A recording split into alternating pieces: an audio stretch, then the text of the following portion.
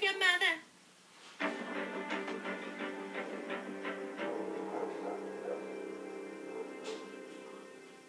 Tercera llamada.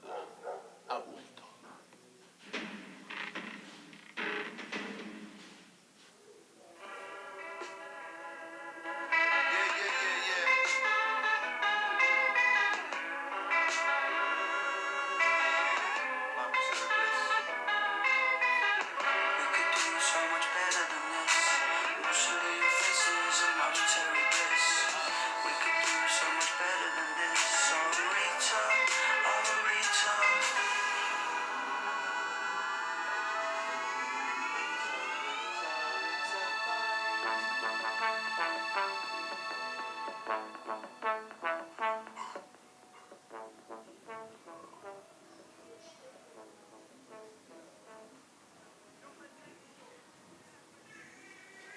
Bienvenidos, señoras y señores, a la segunda temporada Wow. de Tercera Llamada. Estamos de regreso. Estamos de vuelta, nada más porque ustedes lo pidieron. Nada más porque ustedes lo pidieron, o sea, Ustedes. además, o sea, es como, estábamos muy nerviosos después de un mes de no grabar este bello podcast. Estábamos muy nerviosos porque este periodo entre temporadas es cuando cancelan las series, cuando cancelan los proyectos. Sí, ¿no? cuando dicen, no, ¿Sabes ¿saben qué? qué? Sí, que pensamos, no vaya a ser que el Canal 11 nos deje de patrocinar. No, así como lo Spotify, hacemos. Anchor, Exacto. Google Podcast, todos estos espacios que nos patrocinan. Sí, estuvimos Ya hasta haciendo nos dieron tanta infraestructura que ya tenemos acá, miren. música en vivo. En vivo, señores. Un aplauso para nuestro tecladista personal, Diego, gracias. Bob Dylan. Muy bien. Es la mamada. Y estábamos como muy nerviosos y le hablábamos a Spotify si se va a hacer, no se va a hacer. Y Spotify nos dijo algo desalentador, ¿no? Dijo, pues es que iba todo bien. Y en el último episodio se pusieron a hablar de la torta de esquites. O sea, ¿cómo vamos a pagar por ver por que hagan la segunda temporada? Sí, bueno, hasta que se dieron cuenta que después de ese acontecimiento subió el rating con un 250%. 250%, y además nos empezaron a ver en Rusia. En Rusia. Estos sí son. Son cifras reales. Cifras reales. 33%. De nuestra audiencia es rusa. No entienden qué decimos, pero ahí están fieles al contenido. La verdad es que yo soy un muy admirador de los rusos desde ahora. Sí, yo admiro su cultura. De hecho, vamos a hacer un video sobre eso. Digo, un podcast. Pero bueno, ya saliendo Del del cotorreo. cotorreo, ¿no? De estas cosas serias de las que hablamos siempre. El día de hoy venimos con un clásico, ¿no? Sí, teníamos que regresar como se debe, en forma. Y, pues, ¿qué es esto, Pablo? Esto es recomendaciones y noticiones por Tercera Llamada. Con cortinillas, con todo nuevo. O sea, nos metieron el doble de presupuesto esta vez. Sí, espérense. Al rato hasta vamos a usar micrófonos. Un saludo a Joshua el Árbol. Ya haremos un podcast también hablando sobre eso. Sí, si quieren que traigamos al internacionalmente famoso podcaster Joshua el Árbol, El tío el tío de este podcast. el padrino. El padrino. El padrino de Tercera Llamada. Exacto. Ustedes dejen ahí su like. buen En like. Spotify no hay likes, pero escuchen. Síganos y escuchen. Sí, síganos y escúchenos. Y bueno, esto es Tercera Llamada. Principiamos. Fenomenal. Entonces, el día de hoy nada más presentaremos este episodio de recomendaciones y noticiones, pero tendremos 3 semanas consecutivas de podcast de Tercera Llamada todos los sábados o domingos, no lo sabemos aún.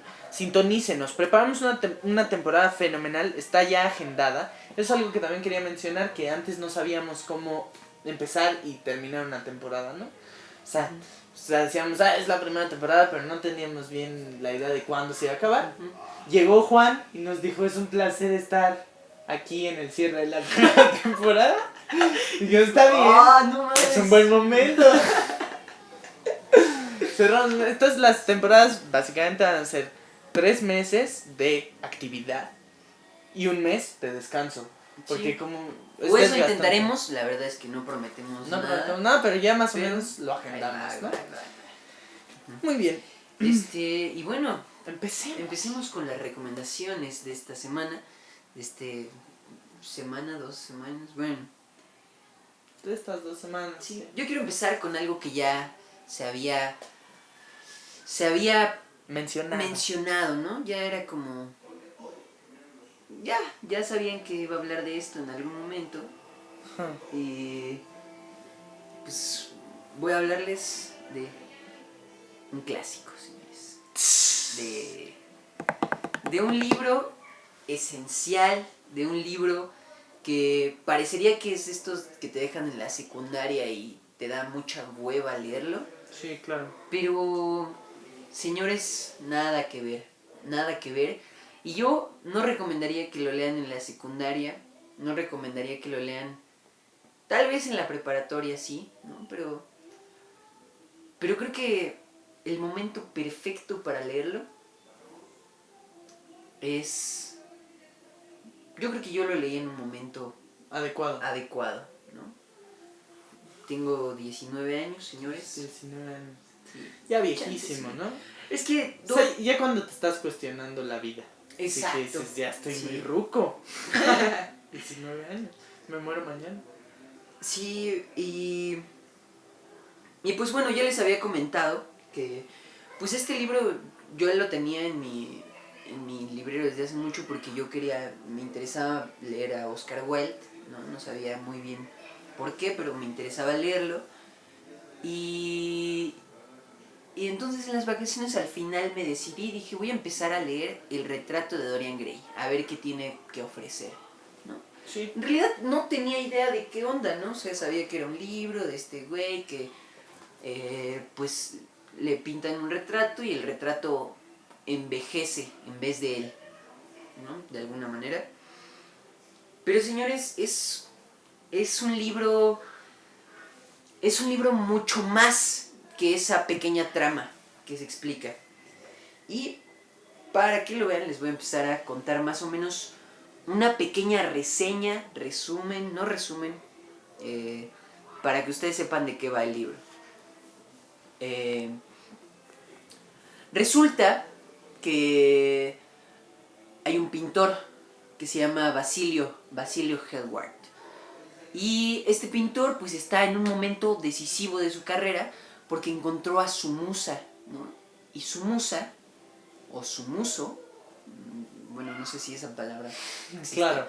pero es Dorian Gray, ¿no? Este chavo de 17 años me parece, ¿no?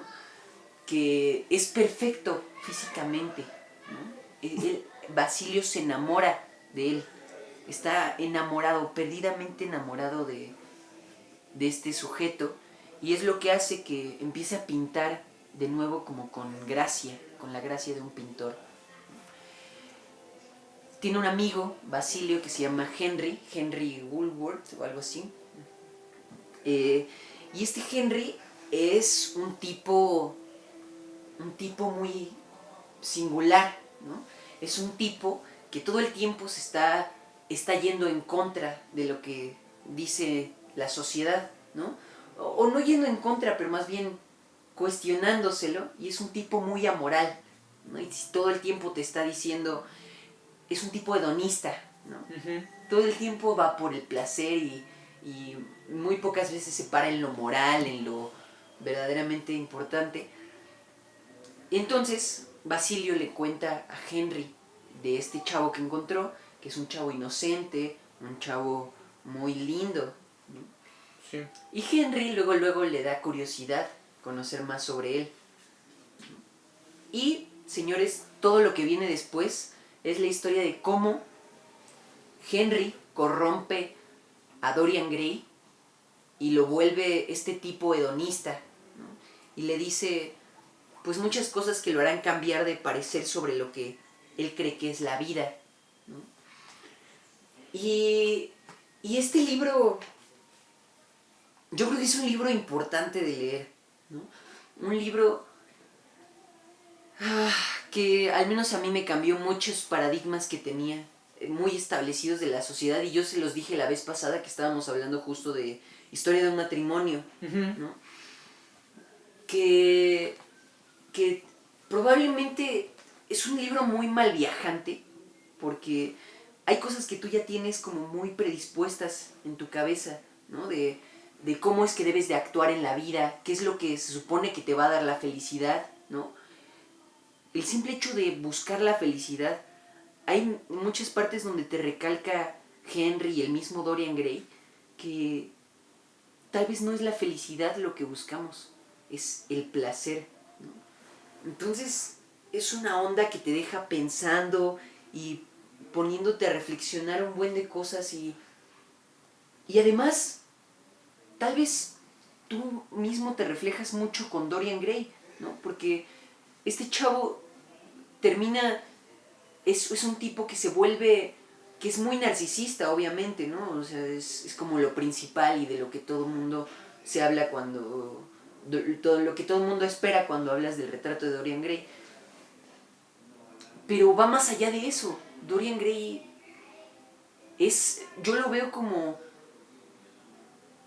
si fuera Oscar Wilde, ¿no? Porque empiezas a investigar sobre Oscar Wilde, y a Oscar Wilde lo mandan a la cárcel, ¿no? Lo mandan a juicio por una relación homosexual. Sí, sí. Y una de las razones que dan para meterlo a la cárcel es que en sus obras él desmoraliza a la sociedad.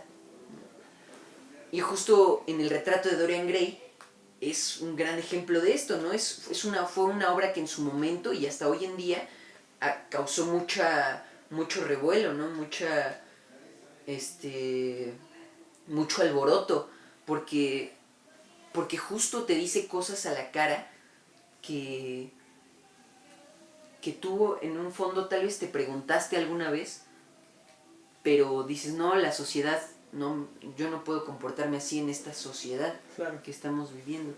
Y hay un buen de pensamientos que encontré ahí sobre el arte, sobre la felicidad, sobre el amor, sobre las pasiones. De verdad vale mucho la pena, por lo que yo creo que lo que más me deja son las reflexiones de Henry, ¿no? De Henry, y después, tiempo después, cuando Dorian Gray crece, se hace adulto, se hace más adulto, él mismo también saca muchas reflexiones que incluso te pueden dejar como, pues, muy decepcionado de la vida. Claro. Pero al final, lo que buscaba Wilde, y muchos lo sabrán, él para nada buscaba desmoralizar, ¿no? Él tal vez sí, en un segundo plano, pero al final de todas sus obras es como, te deja con un buen sabor de boca. Y aquí a mí me estaba empezando a cagar el final, ¿no? Le tengo que decir, yo decía, no, ya va a terminar como cualquier otra historia, pero no, es como una lección a medias. Una lección a medias, así yo lo vería. Una lección sugestiva, ¿no? Una lección sugestiva. ¿Sí? Estos clásicos que son vigentes, ¿no? O sea, que siguen siendo vigentes y que hay la virtud. O sea. Y ¿sabes qué? Que queda mucho con una persona que está como teniendo dudas sobre la vida, ¿no? Y preguntas que, pues, no cualquiera le puede responder o lo puede hacer reflexionar más o ir más lejos, más allá de no, porque así no lo vas a triunfar, ¿no? Claro.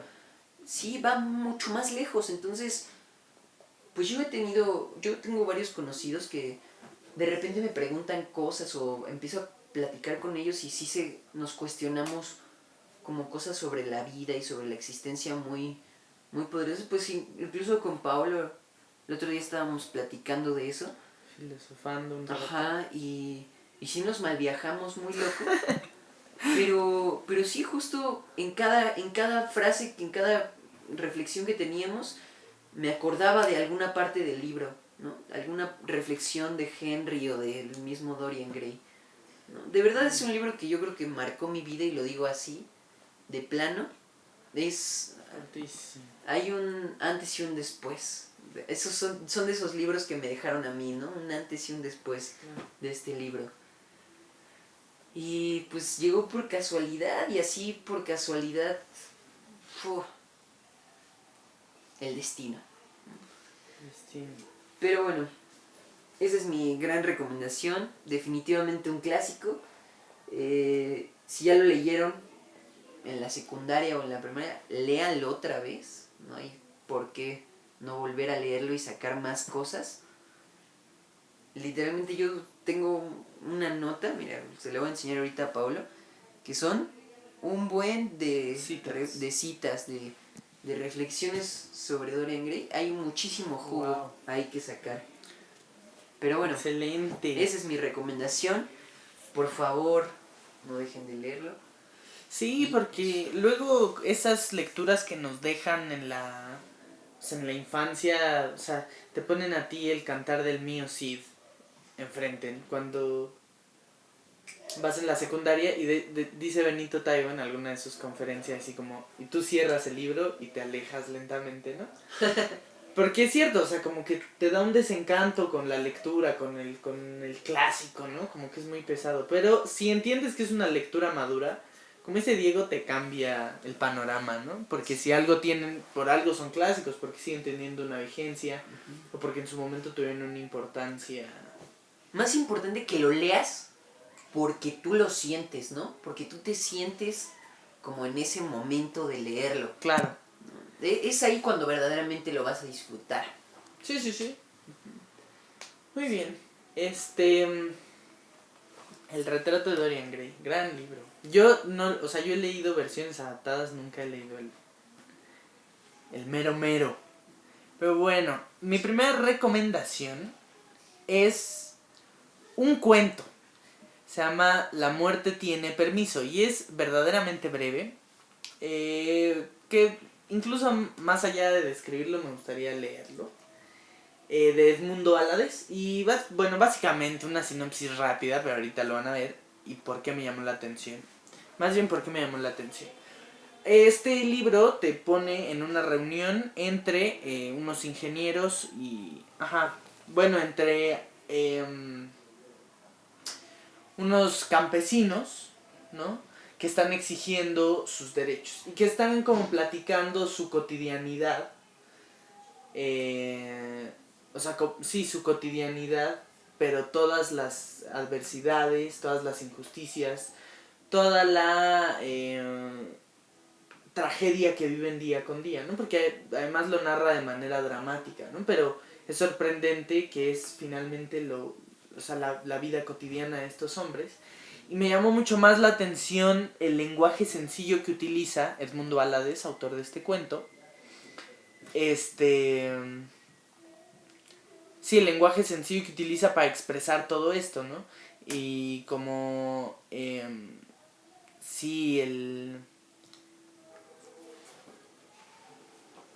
la forma de expresarse de un trabajador de campo, ¿no?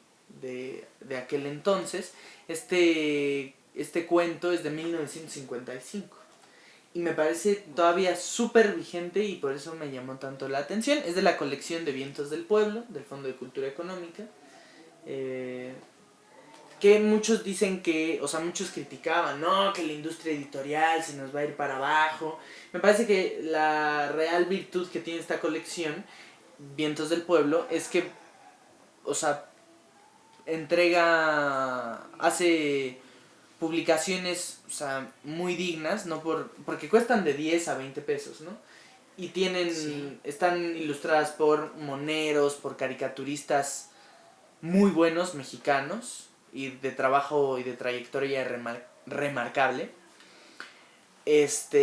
Los pone a un precio muy accesible y además solo son probaditas de lo que un autor puede dar, ¿no? Rosario Castellanos, Juan Villoro, tampoco son libros como tal, son cuentos, son fragmentos, son capítulos, ¿no? Entonces, incluso de autores vigentes, que es también muy loable que autores, no vigentes, autores actuales, que publican a día de hoy, Y es muy loable también que presten sus textos para que se difundan a precios tan bajos, ¿no? A mí me parece una propuesta y una política de difusión cultural muy interesante y sobre todo muy afortunada para quien quiere tener a estos autores en su biblioteca, ¿no? Entonces, bueno, se los voy a leer, que dudo que me tome más de 8 minutos.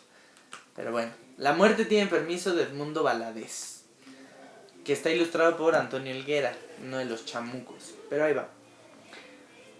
Sobre el estrado, los ingenieros conversan, ríen, se golpean unos a otros con bromas incisivas, sueltan chistes gruesos cuyo clímax es siempre áspero. Poco a poco, su atención se concentra en el auditorio. Dejan de recordar la última jerga, las intimidades de la muchacha que debutó en la casa de recreo a la que son asiduos. El tema de su charla son ahora esos hombres, ejidatarios congregados en una asamblea y que están allá abajo, frente a ellos.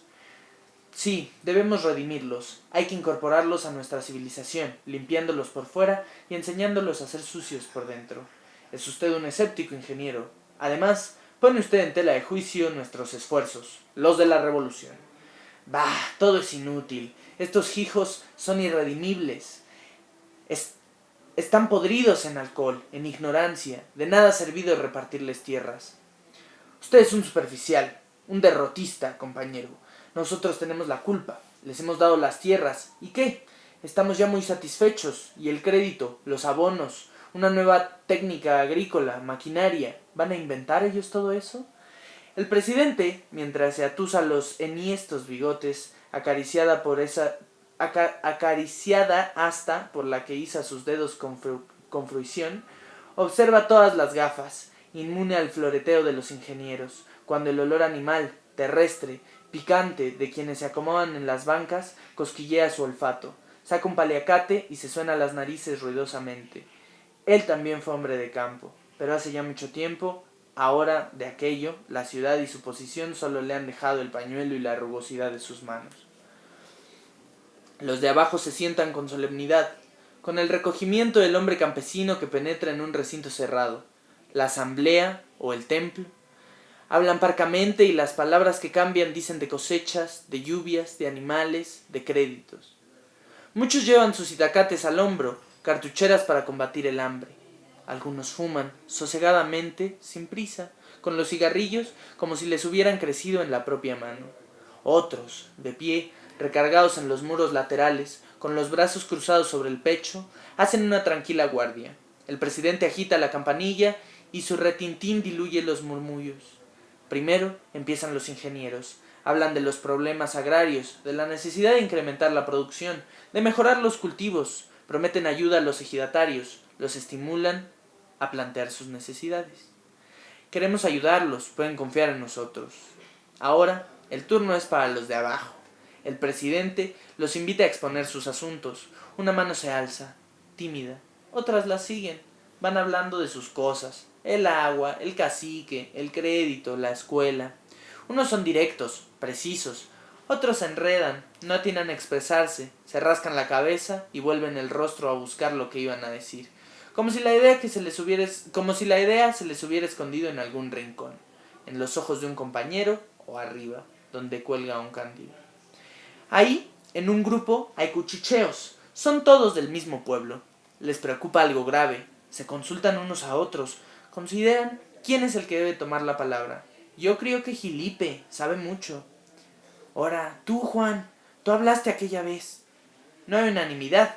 Los aludidos esperan ser empujados. Un viejo, quizá el patriarca, decide. Pues que le toque a Sacramento. Sacramento espera. Ándale, levanta la mano. La mano se alza, pero no la ve el presidente. Otras son más visibles y ganan el turno. Sacramento escudriña al viejo. Uno, muy joven, levanta la suya, bien alta. Sobre el bosque de hirsutas cabezas puede verse los 5 dedos morenos, terrosos. La mano es descubierta por el presidente. La palabra está concedida. Órale, párate. La mano baja cuando Sacramento se pone en pie. Trata de hallarle sitio al sombrero. El sombrero se transforma en un ancho estorbo. Crece, no cabe en ningún lado. Sacramento se queda con él en las manos. En la mesa hay señales de impaciencia. La voz del presidente salta, autoritaria, conminativa. A ver, ese que pidió la palabra, lo estamos esperando. Sacramento prende sus ojos en el ingeniero que se halla a un extremo de la mesa. Parece que solo va a dirigirse a él, que los demás han desaparecido y han quedado únicamente ellos dos en la sala. Quiero hablar por los de San Juan de las Manzanas. Traímos una queja contra el presidente municipal que nos hace mucha guerra y ya no lo aguantamos. Primero, les quitó sus tierritas a Felipe Pérez y a Juan Hernández, porque colindaban con las suyas. Telegrafiamos a México y ni nos contestaron. Hablamos de los de la congregación y pensamos que era bueno ir al agrario, para la restitución. Pues de nada valieron las vueltas ni los papeles que las tierritas se le quedaron al presidente municipal. Sacramento habla sin que se alteren sus facciones. Pudiera creerse que reza una vieja oración, de la que sabe muy bien el principio y el fin. Pues nada, que como nos vio con rencor, nos acusó que es que por revoltosos, que parecía que nosotros le habíamos quitado sus tierras. Se nos vino entonces con eso de las cuentas. Lo de las prestierras. No, lo de los préstamos, señor. Que dizque andábamos atrasados, y la gente era de su mal parecer, que teníamos que pagar hartos intereses. Crescencio, el que vive por la loma, por ahí donde está el aguaje, y que le intelige a eso de los números, pues hizo las cuentas y no era verdad. Nos querían cobrar de más, pero el presidente municipal trajo unos señores de México, que con muchos poderes, y que si no pagábamos nos quitaban las tierras. Pues como quien dice, nos cobró a la fuerza lo que no debíamos. Sacramento habla sin énfasis, sin pausas premeditadas. Es como si estuviera arando la tierra. Sus palabras caen como granos al sembrar. Pues luego lo de mi hijo, señor. Se encorajinó el muchacho. Se viera usted que a mí me dio mala idea. Yo lo quise detener. Había tomado y se le enturbió la cabeza. De nada me valió mi respeto. Se fue a buscar al presidente municipal para reclamarle. Lo mataron a la mala. Que dizque se andaba robando una vaca del presidente municipal. Me lo devolvieron difunto, con la cara destrozada. La nuez de la garganta de Sacramento ha temblado. Solo eso. Él continúa de pie, como un árbol que ha afianzado sus raíces. Nada más. Todavía clava su mirada en el ingeniero, el mismo que se halla al extremo de la mesa. Luego lo del agua. Como hay poca, porque hubo malas lluvias, el presidente municipal cerró el canal. ¿Y cómo se iban a secar las milpas? Y la congregación iba a pasar mal año, fuimos a buscarlo, que nos diera tantita agua, señor, para nuestras siembras. Y nos atendió con malas razones, que porque nada se amuina con nosotros. No se bajó de su mula para perjudicarnos. Una mano jala el brazo de Sacramento. Uno de sus compañeros le indica algo. La voz de Sacramento es lo único que resuena en el recinto. Si todo esto fuera poco, que lo del agua, gracias a la Virgencita hubo más lluvias y medio salvamos las cosechas, está lo del sábado. Salió el presidente municipal con los suyos, que son gente mala, y nos robaron a 2 muchachas, a Lupita, a la que se iba a casar con Herminio, y a la hija de Crescencio. Como nos tomaron desprevenidos, que andábamos en la faena, no pudimos evitarlo. Se las llevaron a fuerza al monte y ahí las dejaron tiradas. Cuando regresaron las muchachas en muy malas condiciones, porque hasta de golpes les dieron, ni siquiera tuvimos que preguntar nada, y se alborotó la gente de a de veras, que ya nos cansamos de estar a merced de tan mala autoridad. Por primera voz, la voz de Crescencio vibró. En ella latió una amenaza, un odio, una decisión ominosa. Y como nadie nos hace caso, que a todas las autoridades hemos visto y pues no sabemos dónde andará la justicia, queremos tomar aquí providencias. A ustedes, y Sacramento recorrió ahora a cada ingeniero con la mirada y la detuvo ante quien presidía, que nos prometen ayudarnos, les pedimos su gracia para castigar al presidente municipal de San Juan de las Manzanas. Solicitamos su venia para hacernos justicia por nuestra propia mano. Todos los ojos auscultan a los que están en el estrado. El presidente y los ingenieros, mudos, se miran entre sí, discuten al fin. Es absurdo, no podemos sancionar esta inconcebible petición. No, compañero, no es absurda. Absurdo sería dejar este asunto en manos de quienes no han hecho nada, de quienes han desoído esas voces. Sería cobardía esperar a que nuestra justicia hiciera justicia. Ellos ya no creerán nunca más en nosotros. Prefiero solidarizarme con estos hombres, con su justicia primitiva, pero justicia al fin. Asumir con ellos la responsabilidad que me toque. Por mí, no nos queda sino concederles lo que piden. Pero somos civilizados, tenemos instituciones, no podemos hacerlas a un lado. Sería justificar la barbarie, los actos fuera de la ley. ¿Y qué peores actos fuera de la ley que los que ellos denuncian? Si a nosotros nos hubieran ofendido como los han ofendido a ellos, si a nosotros nos hubieran causado menos daños que los que les han hecho pasar, ya hubiéramos matado, ya hubiéramos olvidado una justicia que no interviene. Yo exijo que se someta a votación la propuesta. Yo pienso como usted, compañero. Pero estos tipos son muy ladinos. Habría que averiguar la verdad. Además, no tenemos autoridad para conceder una petición como esta. Ahora interviene el presidente. Surge en él un hombre de campo. Su voz es inapelable. Será la asamblea la que decida. Yo asumo la responsabilidad. Se dirige al auditorio. Su voz es una voz campesina, la misma voz que debe haber hablado allá en el monte, confundida con la tierra, con los suyos. Se pone a votación la proposición de los compañeros de San Juan de las Manzanas. Los que estén de acuerdo en que se les dé permiso para matar al presidente municipal, que levanten la mano. Todos los brazos se tienden a lo alto, también los de los ingenieros. No hay una sola mano que no esté arriba, categóricamente aprobando. Cada dedo señala la muerte inmediata, directa. La asamblea da permiso a los de San Juan de las Manzanas para lo que solicitan. Sacramento, que ha permanecido en pie, con calma, termina de hablar. No hay alegría ni dolor en lo que dice. Su expresión es sencilla, simple.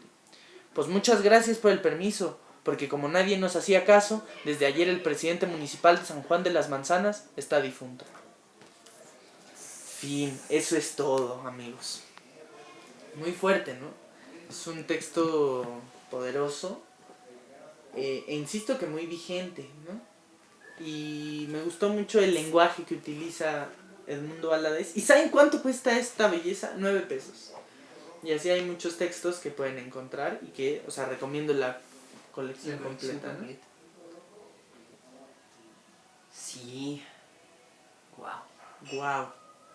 Disculpen la lectura, es que en algunas cosas como es así, o sea, son palabras como señor, o sea, está escrito, ¿no? Muy auténtico. Se me fue la onda en algunas partes, pero... No, se agradece. Pero bueno, pues yo voy con la siguiente recomendación para que no se nos... Sí, para que no se nos... haga muy largo el podcast, como siempre. Como siempre, pero no pasa nada, la pasamos bien. Sí, póngale ahí a velocidad por 2. Como más las ágiles, conferencias de la mañana. ágiles mentales. Pero bueno, yo les voy a recomendar una película que acabo de ver el fin de semana pasado. Y también podría decirse que es un clásico, no sé qué tan clásico. Me comentaron mis papás que por ahí de los 80 se volvió muy famosa, ¿no? Yo no sabía. Una película de David Lynch, de quien ya también hemos hablado aquí, por Twin Peaks. Uy, que la segunda temporada ya... Les voy a traer malas noticias luego. Pero bueno, pues esta película se llama El Hombre Elefante, señores. El Hombre Elefante, que es una historia basada en hechos reales, en la vida de John Merrick, que bueno, básicamente la primera escena que vemos en la película es esta señora siendo atacada por un elefante, ¿no? Muchos creen que la está violando. Y muchos, de verdad he escuchado a varias personas que dicen eso.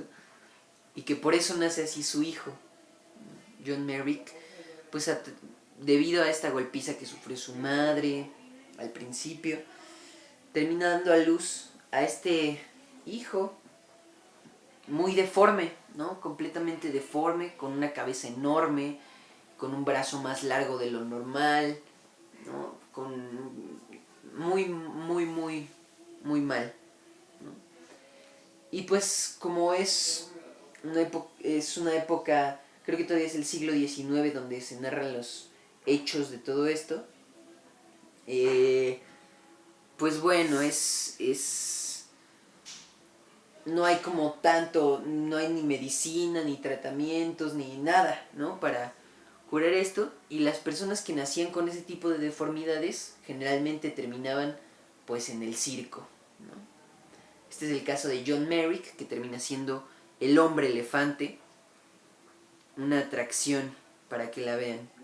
Y ya con esto yo creo que ya se imaginarán qué clase de peli es. Una película de esas que no vas a terminar de llorar toda la película.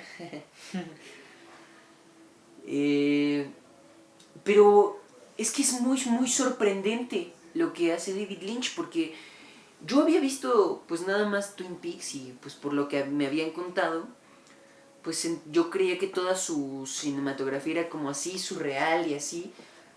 Y esto es algo hasta cierto punto que parecería surreal, pero lo más grotesco, lo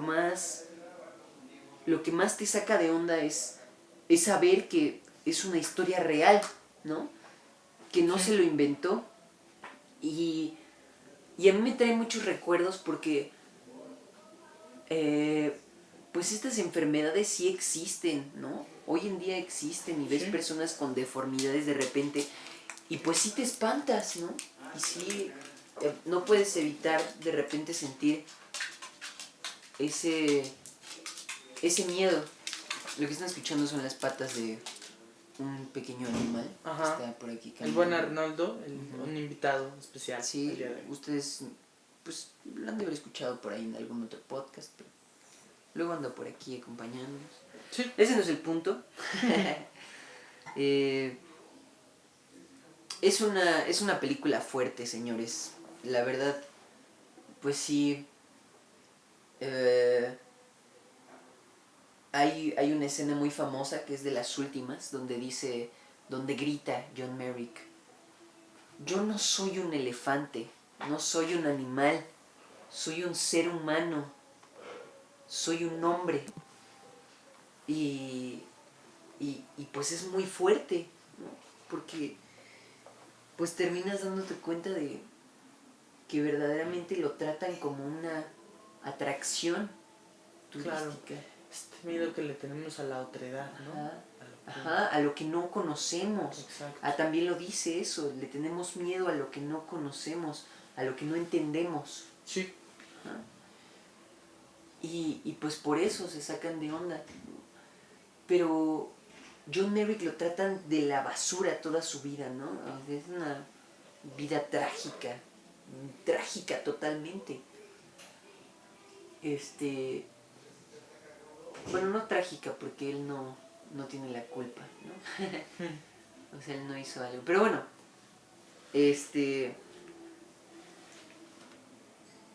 vive muy mal, totalmente mal. Pero a pesar de eso,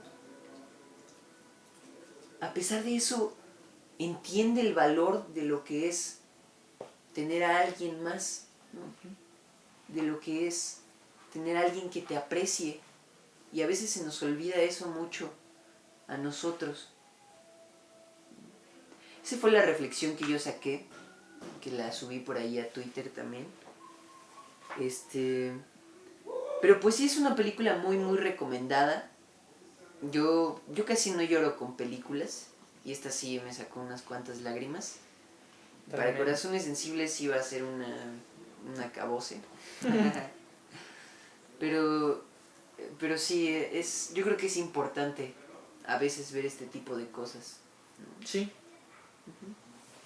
Excelente. Como seres humanos.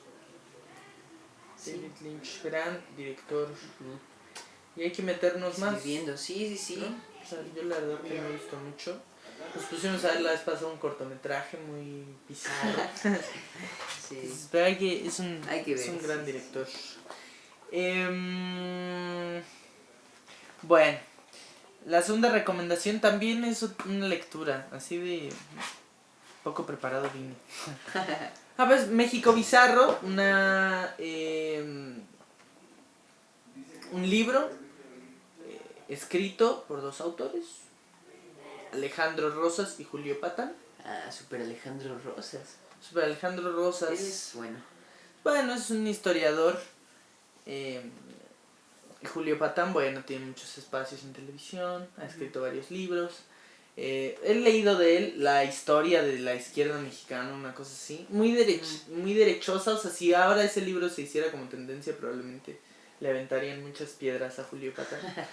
Que a veces sí me parece como que en Twitter luego los dos se van de boca, a veces, a mi parecer. Sí. No, pero pues eso no niega que son autores de renombre, Sí. ¿no? Bueno, no tanto de renombre de importancia aquí. Sí, es que, bueno, de Alejandro Rosas, pues sí, tiene ahí por ahí algunos libros. Sí, ha estado en de varias, historia. da varias conferencias, ¿no? Tiene un programa por ahí. Son respetados. Ah, sí, la de los conspiradores. Ajá. Ajá. Sí. También ese es un buen... Eso es un buen programa. Sí. Bueno, tiene ahí un par de personalidades. Pero bueno, yo, o sea, como quiero hacer esto didáctico, son, bueno, antes voy a explicar de qué va. México Bizarro es como un anecdotario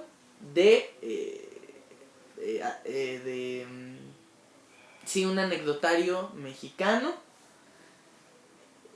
de estas cosas que pues son bizarras en efecto, que solo pasan en México, que podrían ser ficticias, que podrían no existir y que sin embargo uno se sorprende al darse cuenta que son reales, que de verdad ocurrieron en la vida política mexicana. Y es muy entretenido, o sea, la edición es muy linda y además es muy entretenido porque son muchísimas anécdotas muy cortos, o sea, es muy ameno. Es de una lectura muy amena y lo puedes, o sea, puedes no leerlo completo, sino venirte aquí al índice, ver algún título que te llame la atención, irlo leyendo así, no lleva un orden. Entonces, es muy interesante. Un libro bastante... El Arnoldo ahí anda. Es un libro muy interesante, muy curioso y muy divertido. Eso me parece que podría resumirlo. Divertido, interesante, curioso. Entonces, como quiero ser didáctico, seleccioné 4 cuentos. Y los va a leer todos. Voy a leer todos. A leer todos de 50 páginas cada uno, más o menos.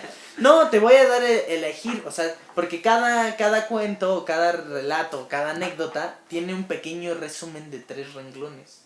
Entonces seleccioné 4 y te los voy a leer y tú me dices cuál leo, ¿va? Son de 2 páginas.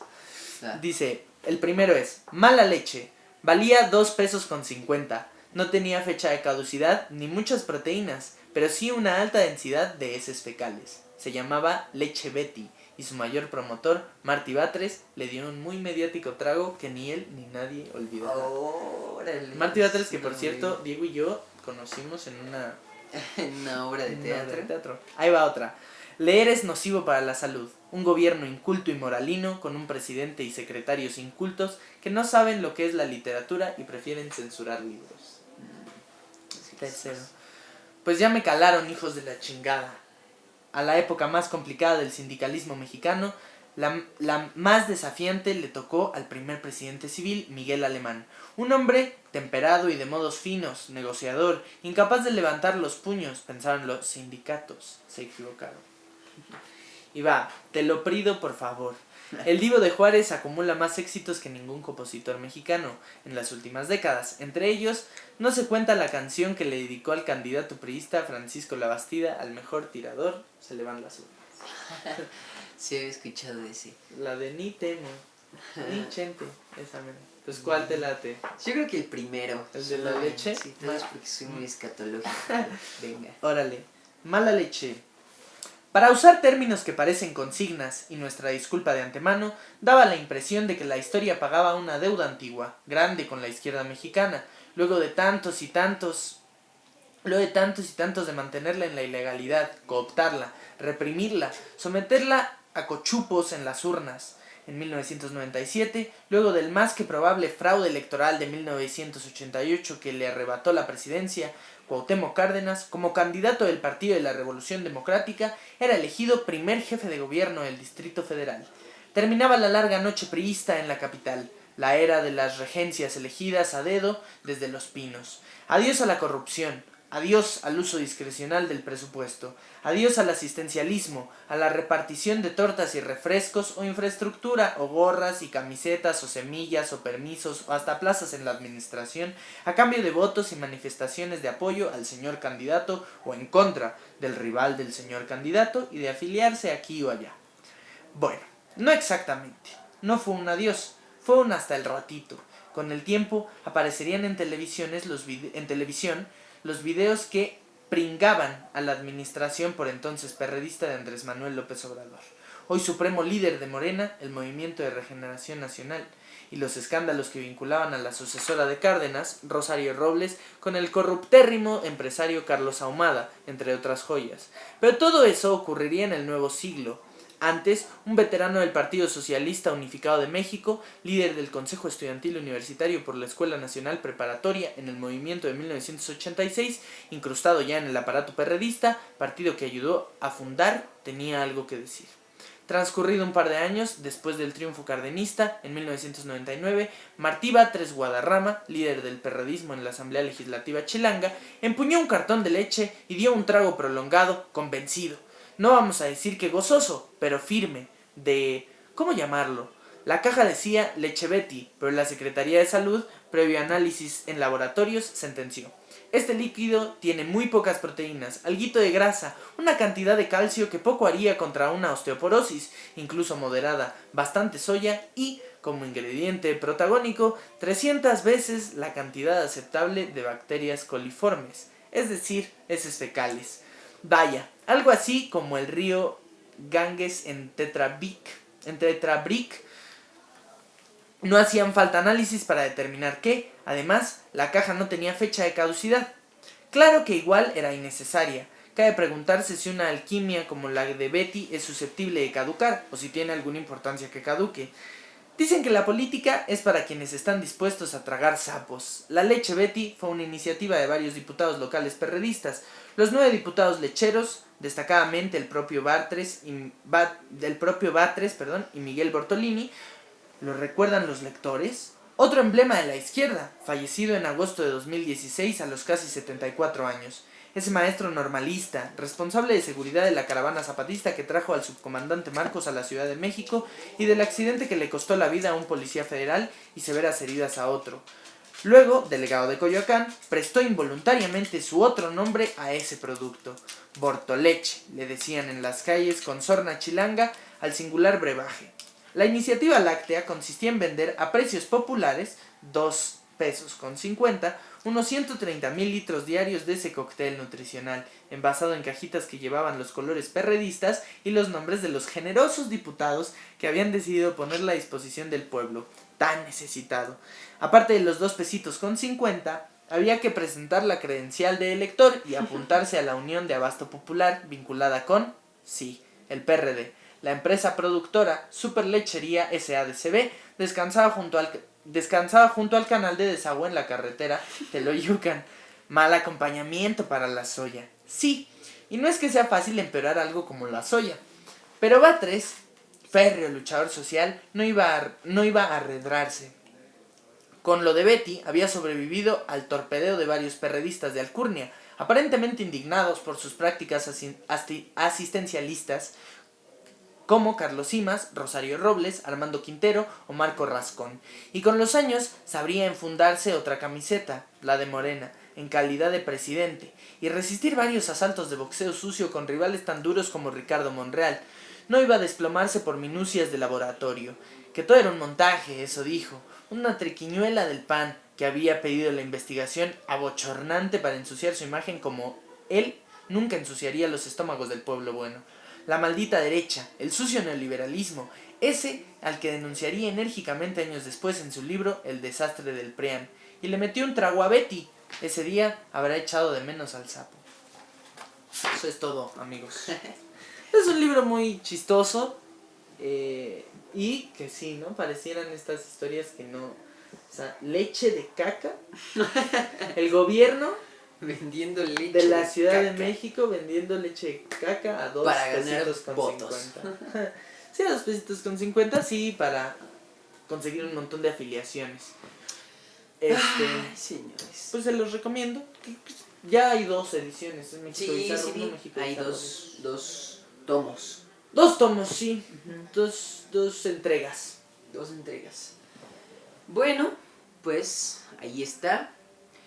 Y ahora para darle la variedad que requiere este canal, vamos con una recomendación musical. Y Bravo. antes de decir nada, quiero que nada más escuchen el principio. El principio que es una maravilla. Por favor. Entonces, ojo con esta chulada. Y dice así.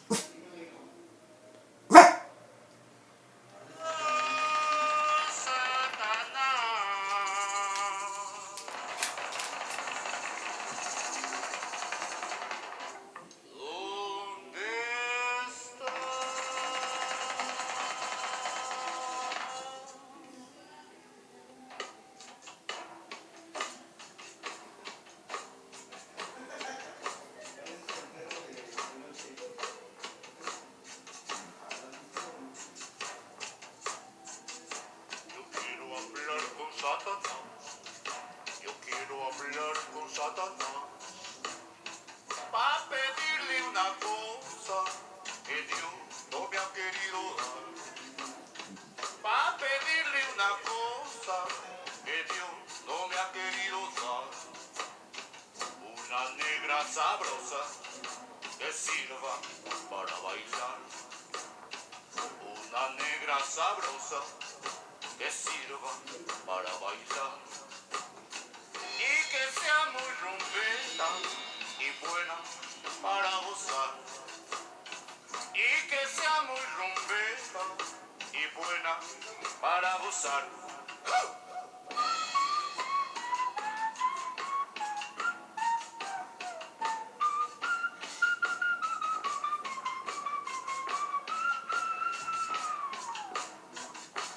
El bien pendejo, rata coladera, pito chicos a Roma, este vómito veneno, vales nada, pinche cabra, sanguijuela embarazada, chupa sangre, chúpame esta pacho triste sin cabeza, muerte final la realeza, asesino, violador, desgracia, pinche del señor, cacamo come cuesmo, cacamo come cuesmo, cacamo come cuesmo, cacamo come cuesmo, cacamo come cuesmo, cacamo come cuesmo.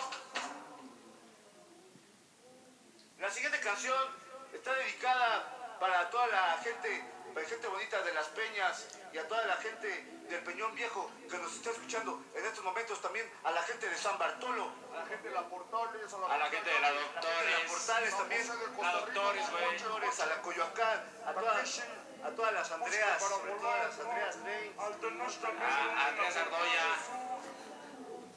Evita, donde quiera que estés. Dale, Andy. Y bueno, ya con eso, ¿no? Mientras tanto. Sí, bueno, ya.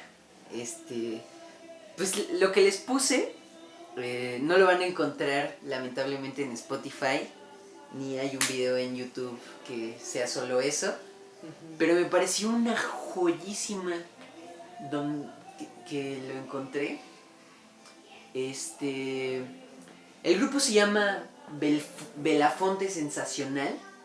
Es un grupo bien chilango del mero Iztapalapa. Y es una verdadera chingonería. Creo que le vamos a tener que poner explicit en este video, ¿no?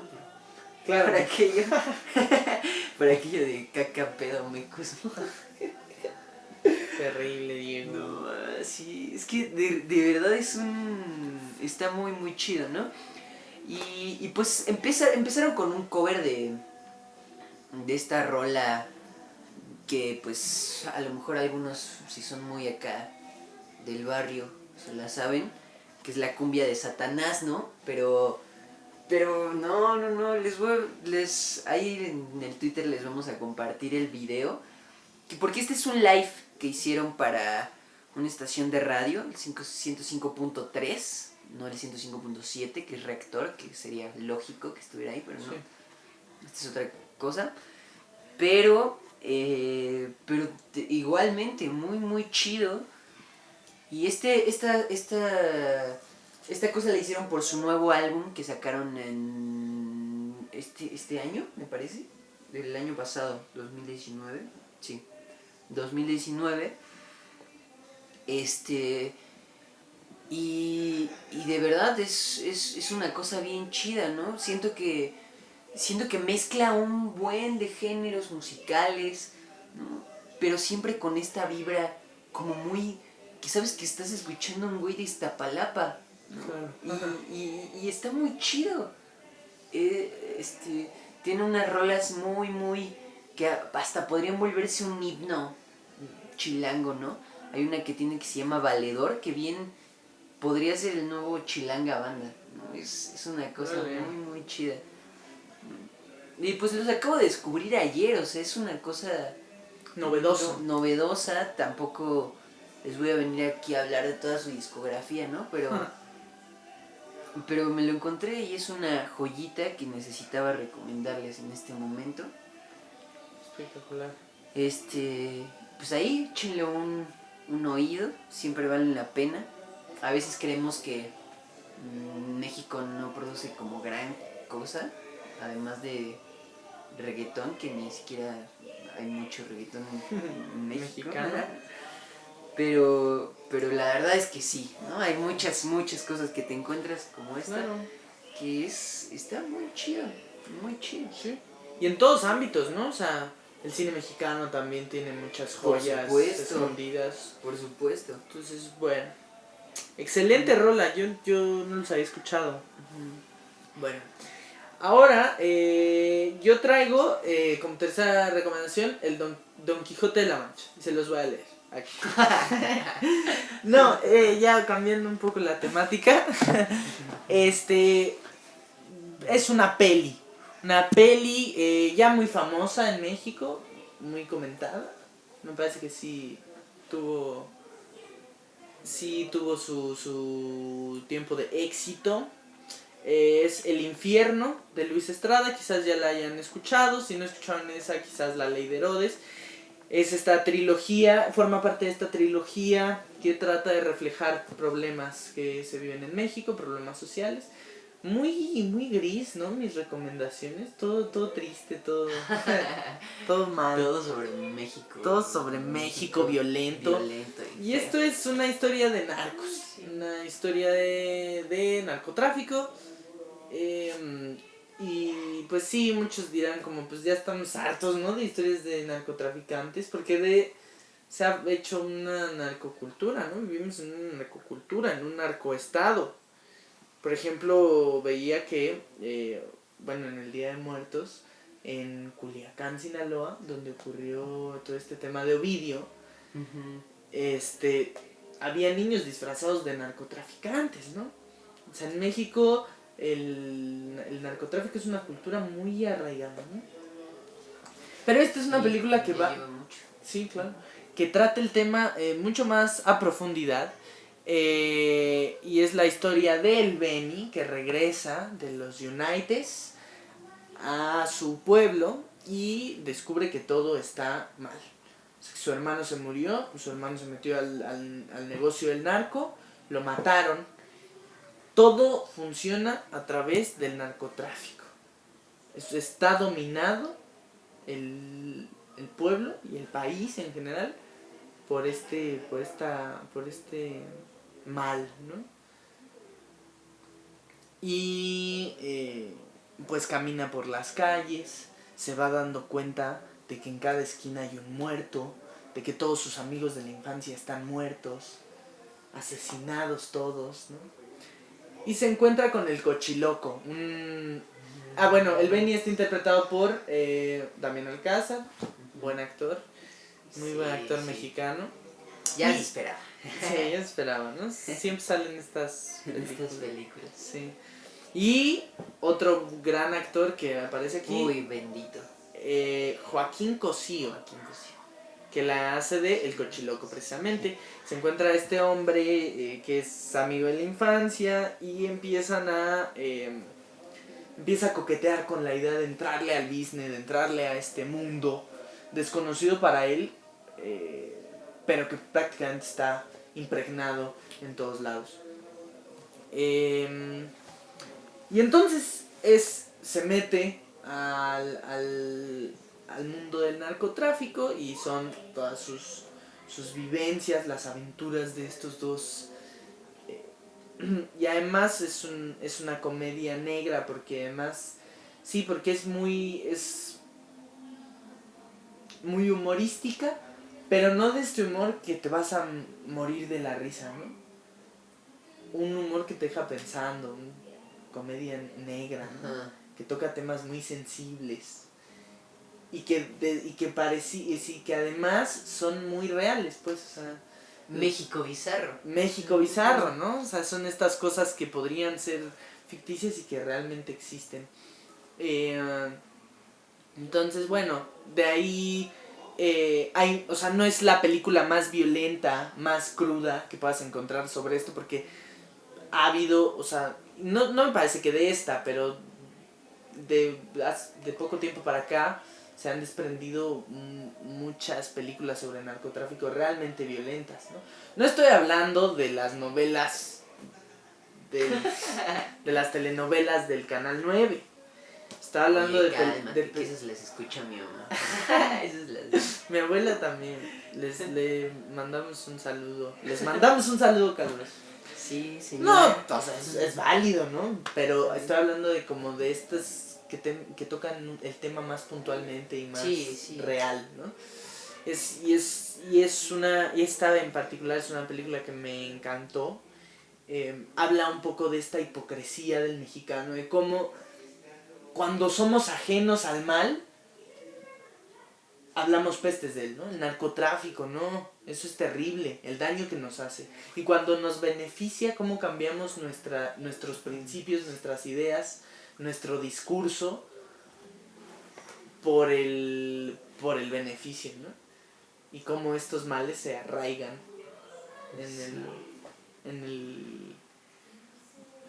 pues en la cotidianidad, en el día a día. Hay escenas muy interesantes, por ejemplo una donde el presidente municipal está dando un discurso y hay una escena donde se ve al presidente o a la autoridad en apariencia muy relegado, tanto que ni aparece en el cuadro y el mero del narcotráfico en el centro, ¿no? Y enfrente un arreglo de flores del colores verde, blanco y rojo. Es como, o sea, frente a él, como que el país le pertenece realmente a estos atacantes de... Tranquilo, Arnoldo. Ese fue Arnoldo, quiero aclarar. Sí, como el país está en manos de estos atacantes, de estos agresores de nuestro confort, de nuestra paz, de nuestra tranquilidad, del bien común, ¿no? Y como la autoridad realmente ni siquiera existe. Vivimos en un narcoestado. Donde el narco quita y pone, ¿no? Entonces esa escena me gustó mucho. No dice nada, pero tú lo interpretas como el capo está está apoderado. O sea, o el país está apoderado. O se lo han apoderado los narcotraficantes y esas son las verdaderas autoridades, ¿no? Los que manejan este país y las formas y los discursos y quienes están. Y fíjate que es interesante, o sea, estaría interesante un día tratar ese tema. Sí, Creo que ahí lo tenemos agendado. Sí. En esta temporada no, pero está sí. dentro del... Dentro del plan a largo plazo. Exacto. Sí, pero sí, porque de ahí hay mucho que sacar, o sea, ¿por qué México empezó con eso y por qué estamos ahorita como estamos? Sí, incluso esta tendencia a glorificar al narcotraficante, ¿no? Uh-huh. Por ejemplo, al Chapo yo sentía que luego le daban un tratamiento como de Robin Hood. No, pues claro, en su Sinaloa, pues claro que sí, era el ¿no? Robin Hood, ¿no? Pero lo interesante es ver cómo inicia, ¿no? O sea, porque en México ha habido narcotráfico casi siempre. Sí. Pero es como por los 60, 70, ¿no? 70 cuando empieza el narcotráfico grande, ¿no? Con Masivo. Ajá. Con estos famosos que hasta de eso trata la serie de Netflix, ¿no? La de Narcos. México. Ajá. Sí, estaría interesante ver Sí, desde el principio hasta hoy qué es lo qué onda con eso. Sí, habría que hacer una investigación más minuciosa. Ajá. Por lo pronto les recomiendo ver esta película porque sí entiendes muy de cerca de un hombre que no entendía nada, que no encontró otra solución más que enredarse en el mal, en la violencia que lo rodeaba, pero que al final pues es tan, o sea, como que es tan íntima, le dan un tratamiento tan íntimo que incluso, o sea, puedes entender el porqué, de dónde surge la necesidad de entrar a un tema así, ¿no? Por la necesidad, porque pareciera que no hay más que eso, ¿no? Y eso es interesante también, es interesante pensar en ello, en la falta de oportunidades en México. Al final eso le deja las puertas abiertas al crimen organizado para apoderarse de la ciudadanía, ¿no? Para establecer un dominio sobre la gente que vive en la desolación total. Es muy buena película. Fuerte. Divertida a momentos, cruda en muchos otros. Y una muy buena película de Luis Estrada. Peliculón. Muy bien. Muy bien. Y muy recomendable. Bueno, antes de pasar a las noticias, sí quisiera, ahorita se me acaba de venir a la mente y creo que es oportuno, es elocuente hablar de esta recomendación en este momento, que es la que ya está sonada en todos lados, ¿no? Pero pues no es de más mencionarla y también recomendarla en este podcast. Muy bien. La película de Parásitos. Parasite, ajá, que es esta película. Ajá. Y es curioso porque yo la había visto. Hay un canal de YouTube que también hace podcast, ¿no? Que también muy, muy recomendado. Se llaman Zoom F7. Y su podcast es Cine para Todos, ¿no? Que son muy buenos, ¿no? O sea, ellos sí se dedican al cine y sí tienen su carrera de cinematografía y todo, entonces ellos sí están como, son críticos, ¿no? Salen también en el 11 y en revistas y todo.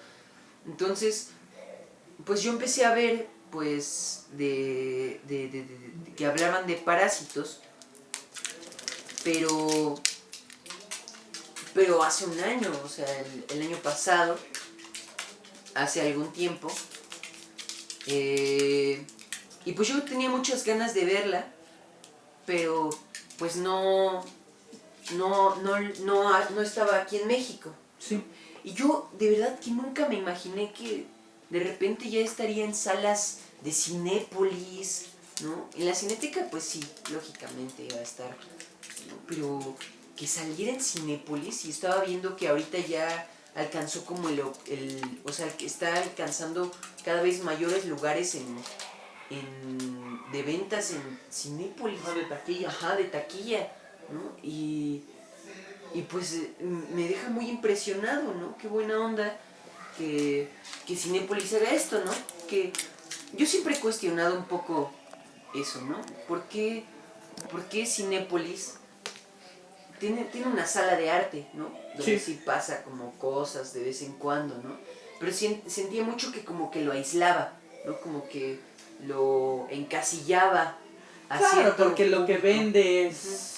Sí, eran como 30,000 salas de Star Wars Y una sala en el peor horario, lo peor de lo peor, la película de arte que verdaderamente vale la pena, ¿no? Y con esto no fue así, ¿no? Vas al cine y ves Parásitos en 5 salas. Claro. Y dices, wow, qué chido que esté esto, ¿no? Sí, sí.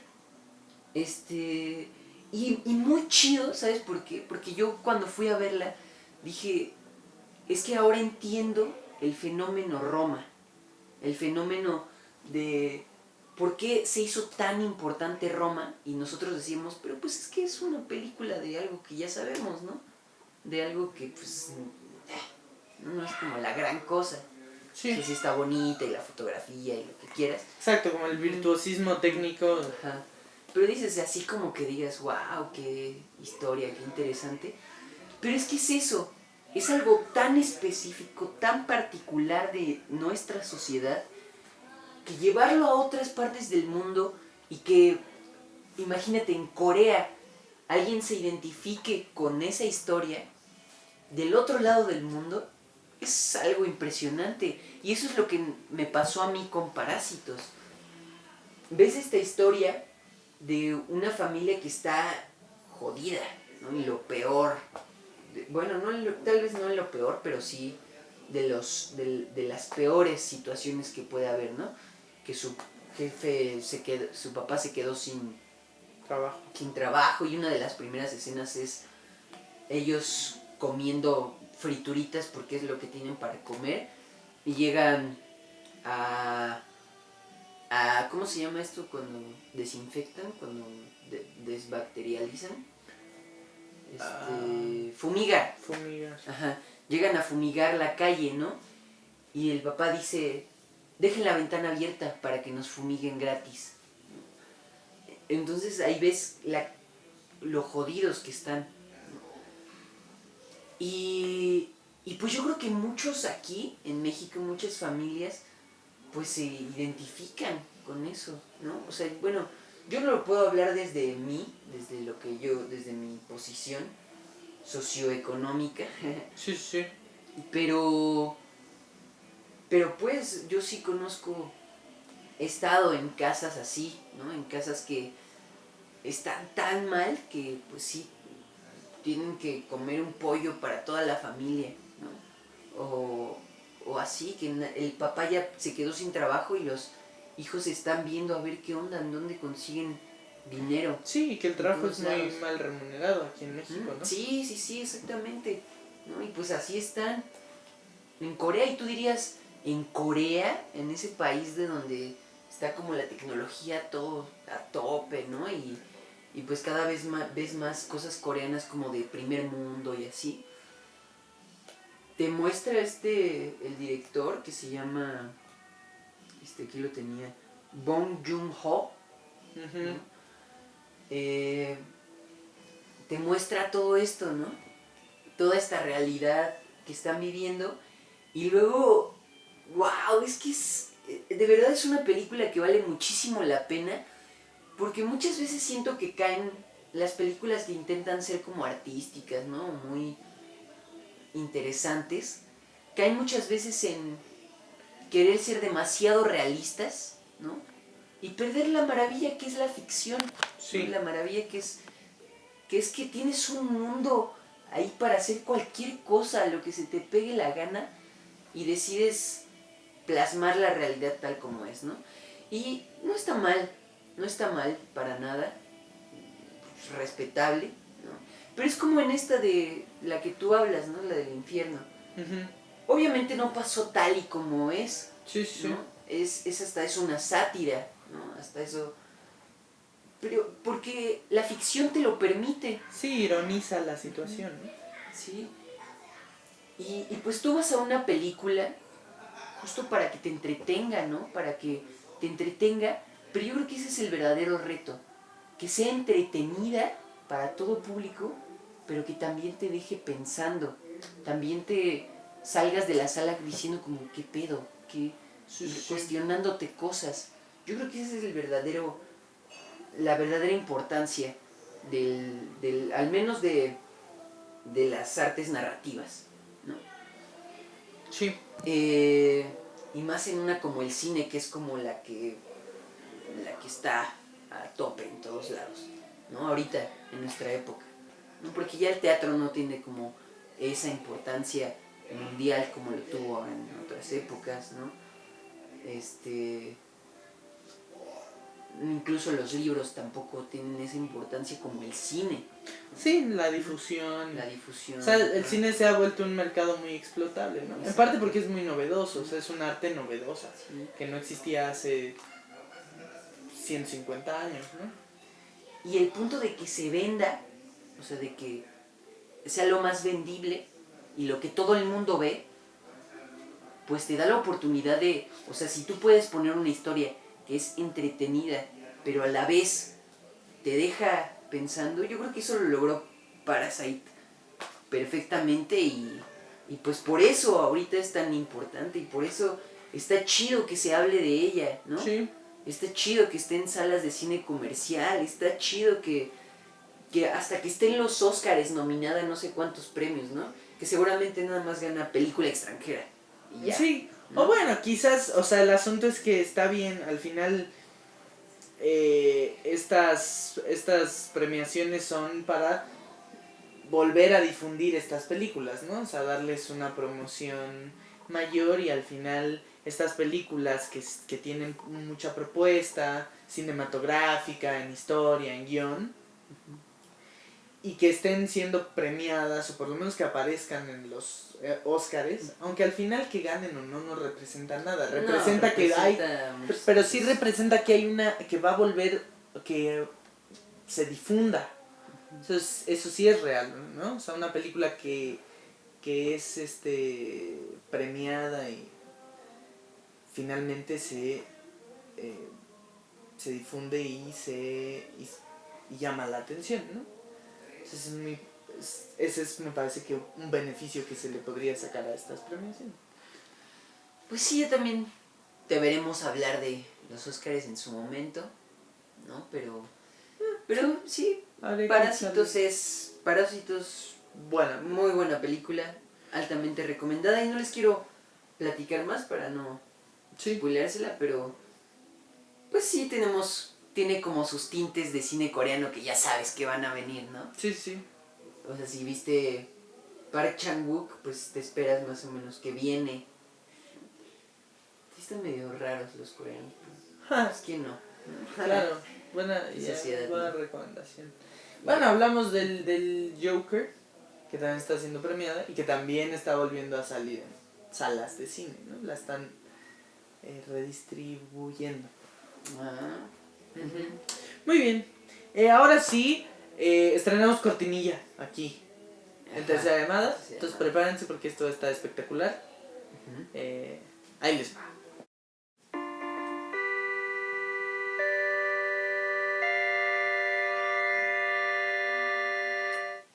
Noticiones. Muy bien, pues tras esa cortinilla espectacular, aquí realizada en los estudios de Tercera Llamada, vamos a... Ojo porque se viene algo espectacular. También tenemos batería, en efecto. Oh, yeah. Bueno, vamos a empezar con las noticiones. Son dos, son muy estériles, son muy malos, pero aquí estamos. Y sí. Breves seremos porque ya nos pasamos de lanza otra vez. Como siempre. Como siempre, pero ahora sí. ¿Con qué empezamos?